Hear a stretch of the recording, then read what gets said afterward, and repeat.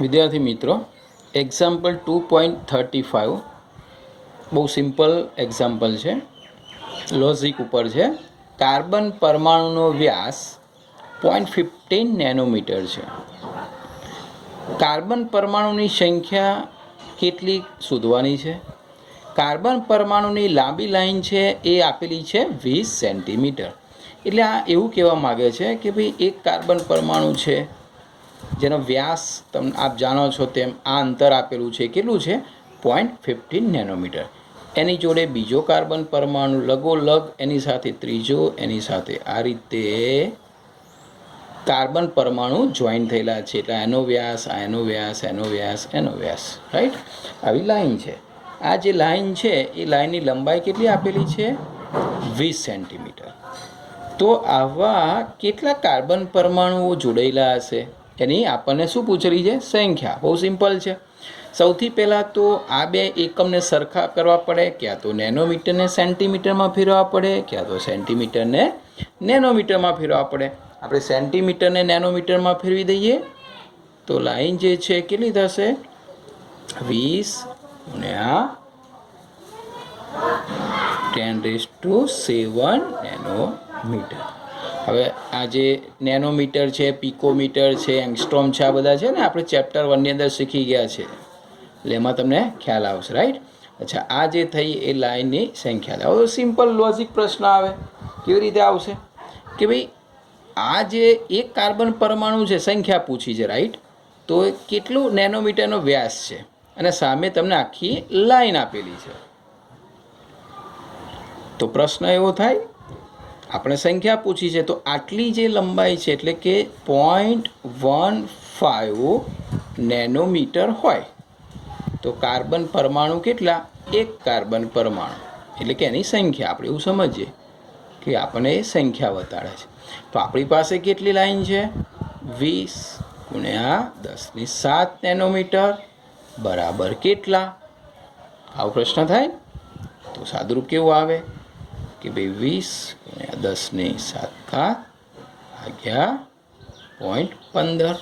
ઉપર એકમ નેનોમીટર, નીચે પણ એકમ નેનોમીટર.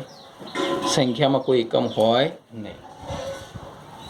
હું સાદુરૂપ આપશો તો 133.3 × 10⁷ આટલી સંખ્યા આવશે. આના ઉપરથી તમે એક સૂત્ર પણ બનાવી શકો, કારણ કે આવા ઘણા બધા પ્રશ્નો એન્ટ્રન્સમાં પણ પૂછાતા હોય છે. આ આવી એક કાર્બન પરમાણુની સંખ્યા આવી, કાર્બન પરમાણુની સંખ્યા આવી. અચ્છા, હવે આ ત્રણે ત્રણ શું છે જોઈ લે તો આપણે આવું સૂત્ર બને કે ભાઈ કાર્બન પરમાણુની સંખ્યા એટલે કોઈ પણ પરમાણુ હોય અથવા તો અણુ હોય. તો અણુની વાત કરીએ, ચલો, એની સંખ્યા બરાબર. અચ્છા, કાર્બન પરમાણુની સંખ્યા ઉપર શું હતું? ઉપર આ જે છે શું હતું? લાઈન, બરાબર? જે લાંબી લાઈન છે એની લંબાઈ. તો ઉપર એવું લખાય કે એની જે પેલી લાંબી લાઈન છે એની લંબાઈ, અને છેદમાં આ શું છે? વ્યાસ. એટલે જે કંઈ પરમાણુ છે એનો શું છે? વ્યાસ. જનરલી અણુ ઓછા પૂછાય છે, આમાં પરમાણુ જ લે છે, કારણ કે પરમાણુ ગોળાકાર છે ને એટલા માટે. એ પરમાણુની સંખ્યા બરાબર લાંબી લાઈનની લંબાઈ અને પરમાણુનો વ્યાસ. જો આટલું સૂત્ર તમે તૈયાર કરી દો તો આના ઉપરથી તમને 3 પ્રકારના દાખલા આવડે. જો વ્યાસ શોધવાનો પૂછ્યો હોય તો વ્યાસને સૂત્ર કરતાં બનાવી દો. પરમાણુની સંખ્યા આપેલી હશે તો આ બંનેનો ભાગાકાર કરો તો વ્યાસ મળશે. તમને વ્યાસ આપ્યો હોય, સંખ્યા આપી હોય તો લાંબી લાઈનને સૂત્ર કરતાં બનાવો તો વ્યાસને ગુણી નાખો. 3 પ્રકારના દાખલા તમને આ રીતે આવડશે, રાઈટ? તો આ છે કાર્બન પરમાણુના વ્યાસ ઉપરથી જે લાઈન આપેલી છે એમાં આપણે કાર્બન પરમાણુની શું જોઈ? સંખ્યા જોઈ. ચલો, આપણે આ એક્ઝામ્પલ જો, બરાબર, કે વ્યાસ હતો તો કાર્બન પરમાણુની સંખ્યા ગણો. ચલો, આના જેવો બીજો છે, તમને આવડશે. આ શું આપેલી છે? કાર્બન પરમાણુ એકબીજા પાસે ગોઠવાયેલી સંખ્યા આપેલી છે. જુઓ, આ સંખ્યા છે. પછી આપેલી છે કે લંબાઈ, એટલે જે વ્યવસ્થા હતી, એટલે જે આખી લાંબી લાઈન છે એનું માપ આપેલું છે 2.4 સેન્ટીમીટર. તો તમારે શું શોધવાનું? ત્રિજ્યા. આપણે સૂત્ર આપ્યું ને તમને, એ સૂત્રની અંદર આ બે વસ્તુ આપી છે તો વ્યાસ શોધાય કે નહીં, અને વ્યાસ આવે એને અડધા કરી દેવાના એટલે ત્રિજ્યા આવશે, રાઈટ. ચલો આ પણ આવડશે. ઝીંક પરમાણુનો વ્યાસ આપેલો છે, એ વ્યાસને ઝીંક પરમાણુ ત્રિજ્યા પિકોમીટરમાં ગણવાની છે, બરાબર. ચેપ્ટર 1ની અંદર આપણે શીખ્યા છે, એટલે તમને આવડશે કન્વર્ટ કરતાં. આ વ્યાસ છે પણ તમને અહીં ત્રિજ્યા પૂછી છે, એટલે આને પહેલાં અડધા કરી દેશો, એટલે આના અડધા એંગસ્ટ્રોમ થાય, અને 1 એંગસ્ટ્રોમ બરાબર આટલા પિકોમીટર, તો આટલા એંગસ્ટ્રોમ એ કેટલા. બીજું, આ ઇલેક્ટ્રોન એક બીજાની લગોલગ લંબાઈ પ્રમાણે ગોઠવેલ, તેની લંબાઈ આપેલી છે, તો સંખ્યા હમણાં સીધી ને આપણે કાર્બનની શીખ્યા એ પ્રમાણે, તો તમારે એનું શું શોધવાની છે, સંખ્યા શોધવાની છે. એટલે બહુ સિમ્પલ છે, 3 એક જ રીતના એક જ સૂત્ર પરના દાખલા છે. ચલો ત્યાર પછી જોઈએ, એક કણ છે એ કુલમ સ્થિર વિદ્યુતીય ભાર ધરાવે છે, એટલે એના કેટલો કુલમ વિદ્યુત ભાર છે આપી દીધેલો છે, અને એમાં હાજર ઇલેક્ટ્રોનની સંખ્યા શોધો. તો આપણે એ જોઈએ. અહીં એક કણનો કુલમ વીજભાર આપેલો છે, રાઈટ. 1 ઇલેક્ટ્રોનનો વીજભાર આપ જાણો છો, આ જરૂર નથી પરીક્ષામાં આપે, આપને ખ્યાલ હશે, ટેબલમાંથી તૈયાર કરેલો હશે. તો 1.6022 × 10⁻90 કુલમ, રાઈટ. પ્રોટોનનો પણ આ છે, આપને યાદ હશે, એમાં પ્લસ હોય છે, આમાં માઇનસ, પણ અહીં તો ખાલી સંખ્યા પૂછી છે, એટલે પ્લસ માઇનસની બહુ જરૂર છે નહીં. પણ જો આ માઇનસમાં આપ્યો તો આ માઇનસમાં લેવો, એટલે સંખ્યા પ્લસમાં આવે, અને આ પ્લસ હોય તો આ પ્લસમાં લેવો, કારણ કે સંખ્યા પૂછેલી છે. તો આના ઉપરથી એવું નક્કી થાય કે 1.6022 × 10⁻90 કુલમ, તો 1 ઇલેક્ટ્રોન થઈ, એટલે કે સંખ્યા, કારણ કે 1 ઇલેક્ટ્રોન આટલો વીજભાર છે, તો આપણે અહીંયા કેટલા ઇલેક્ટ્રોન હોઈ શકે એનો ટોટલી વીજભાર આપેલો છે 2.5 × 10⁻16 કુલમ. તો કેટલા, બરાબર. એટલે એવું સમજીએ કે આ કુલ વીજભાર થયો, તો એમાં કેટલા ઇલેક્ટ્રોન સમાઈ શકાય. તો સીધી વસ્તુ છે, તમે સૂત્ર કરતાં બનાવશો તો આવી રીતે આવશે ને, 2.5 × 10⁻16 કુલમ ઇન્ટુ 1, એ તો લખતા નથી આપણે, 1.6022 × 10⁻19 કુલમ, કુલમ જતા રહેશે, એટલે આપણને સંખ્યા મળશે, એટલે કે ઇલેક્ટ્રોનની સંખ્યા છે આ, બરાબર. તમે કેલ્ક્યુલેટરની મદદથી શોધી શકશો. તો એક સૂત્ર એવું થાય, જુઓ છો, ઇલેક્ટ્રોનની સંખ્યા બરાબર આ જે છે એ કુલ વીજભાર કહેવાય, કુલ વીજભાર. નીચે એવું કહેવાય કે 1 ઇલેક્ટ્રોનનો વીજભાર. તો આપણે એક સૂત્ર મળ્યું કે જ્યારે પણ આવો દાખલો પૂછાય ત્યારે આપણે એવું યાદ રાખીશું કે ઇલેક્ટ્રોનની સંખ્યા બરાબર કુલ વીજભાર ભાગ્યા 1 ઇલેક્ટ્રોનનો વીજભાર. હવે તમને આ બે આપેલું છે, તો 1 ઇલેક્ટ્રોનનો વીજભાર શોધાય, બરાબર, અથવા તમને આ બે આપેલું છે તો કુલ વીજભાર શોધાય. એટલે તમે આ એક સૂત્ર તૈયાર કરી દો, એના ઉપરથી તમને આવો કોઈ પણ દાખલો પૂછાય તો તમને એ આવડશે.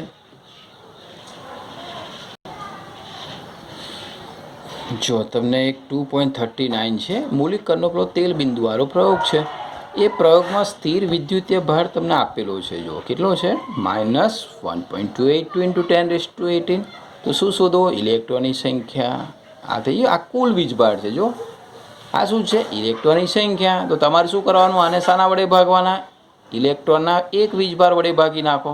અમે સૂત્ર શીખવાડ્યું એ પ્રમાણે આ બે સેમ જ છે, તો આને ઇલેક્ટ્રોનના વીજભાર વડે ભાગી નાખો એટલે તમને મળી જશે ઇલેક્ટ્રોનની સંખ્યા. પણ અહીંયા એક વાત યાદ રાખીશું કે અહીંયા માઇનસમાં છે, તો આપણે ઇલેક્ટ્રોનનો વીજભાર હવે માઇનસમાં લઈશું, એ ઇલેક્ટ્રોનની સંખ્યા તમને પ્લસમાં મળી જશે.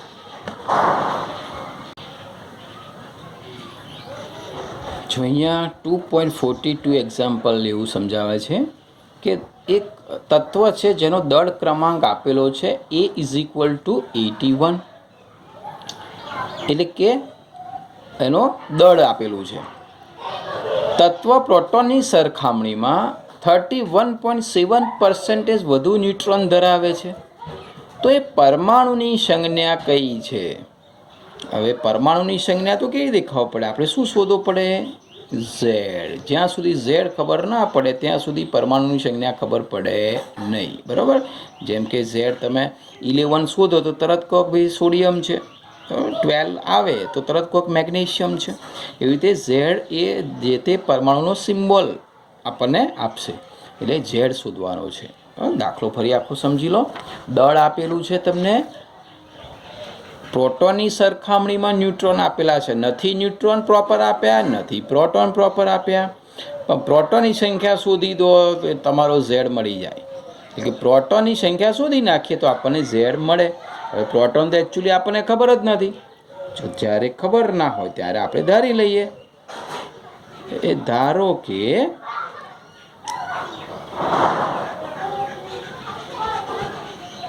પ્રોટોનની સંખ્યા x છે. આ x એટલે એકચ્યુઅલી શું થયો? પરમાણુ ક્રમાંક થયો. અને આપણને મળશે પરમાણુ ક્રમાંક. ઓકે, ચલો એક મળી ગયું. હવે આવા જ્યારે દાખલા આવે ને ત્યારે મેઇન ઝેડ ઉપર આધારિત છે, કારણ કે ન્યુટ્રોનની સંખ્યા ઝેડ ઉપર શોધાય, ઇલેક્ટ્રોનની સંખ્યા ઝેડ ઉપર શોધાય. એટલે તમારે પ્રોટોનની સંખ્યા દરેકમાં ધારી લેવાની x. ચલો પ્રોટોનની સંખ્યા x ધારી. હવે એના ઉપરથી ન્યુટ્રોનની શોધાશે. જો તો ન્યુટ્રોનની સંખ્યા કેટલી આવશે હવે એ ચેક કરીએ. તો ન્યુટ્રોનની સંખ્યા એટલે કે n કેટલા આવશે? તો બહુ સીધી વસ્તુ છે. અહીં એવું કહે છે પ્રોટોનની સરખામણીમાં 31.7% વધુ ન્યુટ્રોન છે. એટલે કે પ્રોટોનની જે સંખ્યા છે એટલા તો ખરા જ, એમાં પાછા કેટલા વધારે? તો કે પ્રોટોનની સરખામણીમાં આટલા ટકા વધુ ન્યુટ્રોન, એટલે પ્રોટોનની સંખ્યા જેટલા તો ખરા જ, હવે એના 31.7%. એ તો તમને ખબર હશે કે ભાઈ એના એટલે કોણ? એક્સ. એક્સના 31.7%. તો કેવી રીતે લખાય? તો તમને ખ્યાલ હશે કે એને લખવું હોય તો x into 31.7 divided by 100, right? એટલે આ જે છે એ 31.7 એક્સના 31.7% થયા. એ તો તમને ખ્યાલ છે ને, કોઈ પણ વસ્તુના ધારો કે 5% હોય તો કેટલા? તો 5/10, રાઈટ? 5ના 4% હોય તો 5 ઇન્ટુ 4/10, અરે 100, સોરી 100, બરાબર? આપણે પર્સન્ટેજમાં શું લઈએ છીએ? 100 લઈએ છીએ. તો અહીંયા એક્સના 31.7% એટલે કેટલા? એક્સ ગુણ્યા 31.7/100% છે, એટલા માટે. ચલો આનું સિમ્પલ સાદુરૂપ આપીએ તો x plus 31.7x divided by 100 તો is equal to x plus 2.317x, right? તો આ જે થાય કોની સંખ્યા હતી? આમ તો આગળ સરવાળો કરી દઈએ તો પણ ચાલશે. 1x અને આટલા x એટલે કેટલા થશે? 1.317x. આ કોની સંખ્યા આવી? ન્યુટ્રોનની સંખ્યા આવી, રાઈટ? તો આ ન્યુટ્રોનની સંખ્યા આવી. હવે આપણને પેલી લાઈનમાં જોયું ને કે એ આપેલું છે, તો એ એટલે કે પરમાણુ દળ. પરમાણુ દળ એટલે કોણ? કોની સંખ્યા? પ્રોટોનની સંખ્યા પ્લસ ન્યુટ્રોનની સંખ્યા. ચલો પ્રોટોનની સંખ્યા આપણે કેટલી ધારી? x. ન્યુટ્રોનની સંખ્યા કેટલી આવી? 1.317x. એ આપેલો છે આપણને કે ભાઈ પરમાણુ દળ આપેલું છે. કેટલું છે એનું? 81. ચલો એક્સને સૂત્ર કરતાં બનાવશો, ડાયરેક્ટ તમે લખવું તમને આવડશે ને. આ કેટલા થશે? 2.317x, બરાબર, ઇઝ ઇક્વલ ટુ 81. તો તમારે એક્સ બરાબર થશે 81 ડિવાઇડેડ 2.317. આનું સાદુરૂપ આપશો તો તમને કેલ્ક્યુલેટરની મદદથી નિયરલી આવો જવાબ મળશે. જો તમને સૌથી પહેલો પ્રશ્ન થાય, ભાઈ એક્સ તો પરમાણુ ક્રમાંક છે, રાઈટ? કારણ કે આ છે એ કોણ આવ્યો? આપણે પ્રોટોનની સંખ્યા. પ્રોટોનની સંખ્યા એટલે કે ઝેડ. હવે તમને ખબર ઝેડ અપૂર્ણાંક હોઈ શકે નહીં, અને આ સંખ્યા કેવી આવી? અપૂર્ણાંક. તો તમારે એની નજીકની સંખ્યા લઈ લેવાની. કે 34.96 છે તો તમારે એને શામાં કન્વર્ટ કરી દેવાના? નજીકની સંખ્યા. કારણ કે ઝેડ હંમેશા કેવું આવે? પૂર્ણાંક આવે, રાઈટ? તો આ ઝેડ આવ્યો 35, અને જેનો ઝેડ 35 હોય એ તમે પેલા ટેબલમાં જોઈ લેશો એટલે બ્રોમિન હશે. અને જેનું વજન કેટલું છે? 81. તો આ કયું તત્વ થયું? બ્રોમિન. એ ઝેડ ઉપરથી ખબર પડે કે 35 બ્રોમિન છે અને 81 છે. આના જેવા જ બીજા દાખલા છે.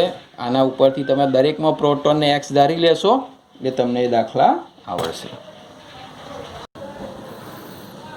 2.46 નાઇટ્રોજન લેસર જે છે એ તરંગ લંબાઈ આપેલી છે એની એ ઉત્પન્ન કરે છે, એટલે કે એમાંથી ફોટોન ઉત્સર્જિત થતા હોય એની સંખ્યા આપી છે 5.6 × 10⁻²4. તો એનો પાવર એટલે કે ઉર્જા ગણવાની છે એની. જો આપ આ રીતે ગણી શકશો. લેમ્બડા આપેલી છે નેનોમીટર, તમારે એને શામાં ફેરવવાના છે? નેનોમીટરને તમારે એને ફેરવવાના છે મીટરમાં, કારણ કે તરંગ લંબાઈ શામાં હોય? મીટરમાં. ચલો ફોટોની સંખ્યા શોધવાની છે. તો E = NhC/લેમ્બડા. એટલે E જે છે ને આપેલી છે અંદર, E જે આપેલી છે કેટલી આપેલી છે અંદર તમે જોશો તો 5.6 × 10⁻²4. બરાબર. તો આ સંખ્યા મળે, આ શોધવાની, એની સંખ્યા છે. H ખબર છે, C ખબર છે ને તરંગ લંબાઈ તમે મીટરમાં શોધી નાખશો. તો આ છે 2.47. 2.47 નિયોન વાયુ છે જે સાઇન બોર્ડમાં વપરાય છે. આપ સૌએ જોયો હશે, રાત્રે તમે માર્કેટમાં જાઓ ને ત્યારે સાઇન બોર્ડ ખબર છે બધા અલગ અલગ કલરના બધા આવતા હોય છે હેડિંગવાળા. તો એમાં જે નિયોન વાયુ વપરાય છે ને એ આટલી તરંગ લંબાઈ વાળું વિકિરણ ઉત્સર્જિત કરે છે 616 નેનોમીટર. તમારે એને શામાં ફેરવવાનું? મીટરમાં. તો ઉત્સર્જનની આવૃત્તિ શોધો, 30 સેકન્ડમાં એને કેટલું અંતર કાપશે એ શોધો, ક્વોન્ટમની ઉર્જા શોધો અને ક્વોન્ટમની સંખ્યા જો આટલી ઉર્જા ઉત્પન્ન કરતું હોય તો કેટલી. જો પેલા તરંગ લંબાઈ આપેલી છે એને તમારે શામાં ફેરવશો? મીટરમાં.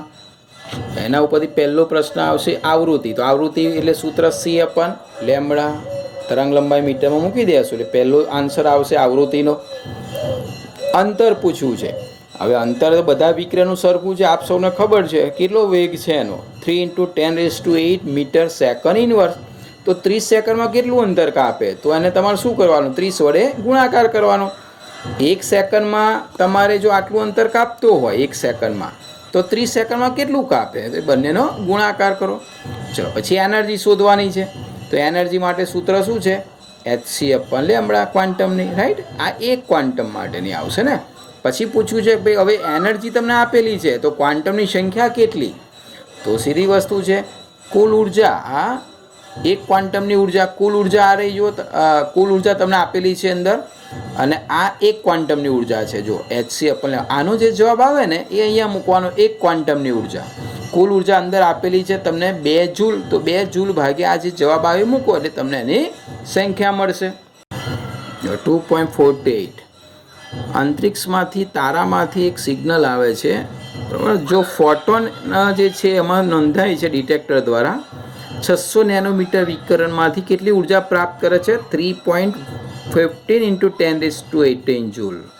તો તમારે ગણવાનું છે કે ભાઈ ફોટોન કેટલા ઘણા એ ડિટેક્ટર દ્વારા નોંધાયા હશે. જો આ પણ બહુ સિમ્પલ છે. કુલ ઉર્જા તમને આપેલી છે 3.15 × 10⁻18 જૂલ. તરંગ લંબાઈ નેનોમીટરમાં છે, તમારે શામાં ફેરવવાની? મીટરમાં. તો ઉર્જા તમને આવશે E = Hc/લેમ્બડા, જે એક ફોટોનની ઉર્જા હશે.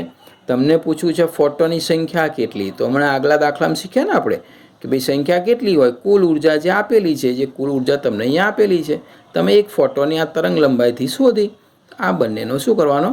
ભાગાકાર કરવાનો એટલે તમને મળે ફોટોની સંખ્યા.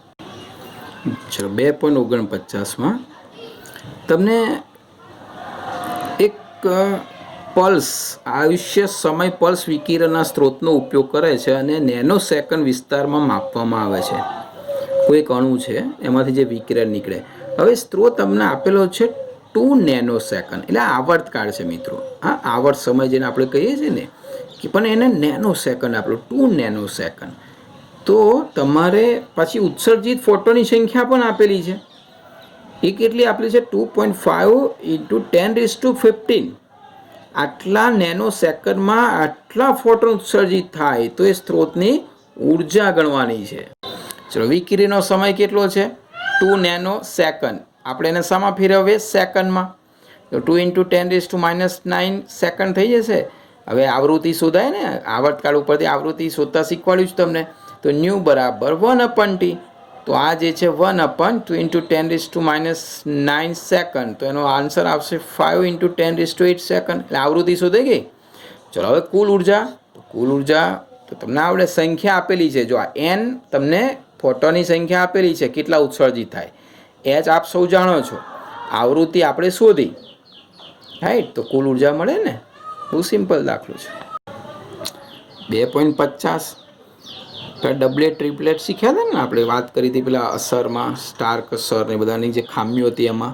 તો એમાં છે ને બે રેખાઓ બહુ નજીક નજીક મળે છે. જો 589 અને 5896 નેનોમીટર ઉપર. તો આ બે રેખાઓની વચ્ચેની આવૃત્તિ, એટલે બંનેની પહેલાં તો આવૃત્તિ ગણો અને પછી કહે છે આ જે ઉત્સર્જિત અવસ્થાઓ વચ્ચે ઉર્જા તફાવત ગણો. બહુ સિમ્પલ. પહેલી રેખા 589 નેનોમીટર, એને મીટરમાં ફેરવી દો. એટલે એના ઉપરથી તમને મળશે એની આવૃત્તિ. એને આપણે ν1 નામ આપો. ચલો બીજી રેખા, એને આપણે λ2 કહીએ, બહુ ડિફરન્ટ નથી. એને નેનોમીટર છે, એને મીટરમાં ફેરવી દો. C/λ2 મૂકો એટલે આવૃત્તિ ν2 મળશે. આ ડબલેટ જે છે ને, બે નજીક નજીક રેખાઓ, આપણે એને ડબલેટ કહીએ.